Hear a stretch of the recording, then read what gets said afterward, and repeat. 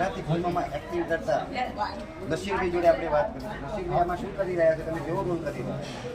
નમસ્કાર. પહેલાં તો મારું નામ નજીર મંસૂરી છે. હું એક ફિલ્મ આર્ટિસ્ટ છું. મેં આ ફિલ્મમાં મારું કોઈ કિરદાર નથી, પણ જે આખી ટીમે જે ઘણી બધી મહેનત કરી છે, જે ફાઇટ માસ્ટરે, બધા સ્ટારે અને અમારા ડિરેક્ટર પ્રોડ્યુસરે જે મહેનત કરી છે, એમની જે મહેનત રંગ લાવે એ અમારી પ્રાર્થના છે.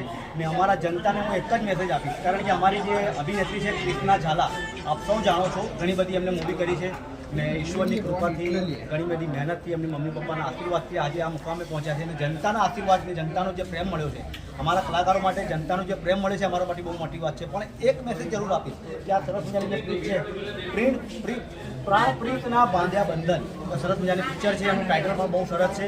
પણ અમારી જે જનતા છે એને એક મેસેજ આપી કે જેમ સાઉથની ફિલ્મો ચાલે છે, જેમ બોલિવૂડની ફિલ્મો ચાલે છે, તો આપણા ગુજરાતમાં રહીને આપણી ગુજરાતી ફિલ્મો કેમ નથી ચાલતી?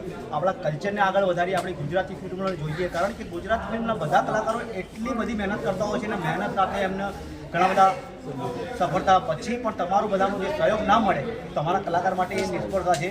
તો તમારા બધાને એક જ મેસેજ આપીશ કે ગુજરાતી ફિલ્મોને જોવો અને ગુજરાતી કલ્ચરને આગળ વધારો. ને આ સરસ મજાની એક્શન મૂવી છે ને આમાં બધાના કલાકારોના જે આર્ટિસ્ટોના જે મહેનત છે, બસ આપ સૌની દુઆઓ અને ભગવાનની દુઆઓ આશીર્વાદથી આ ફિલ્મ હિટ થાય, એક જ નાનો મેસેજ આપીશ. Okay, thank you.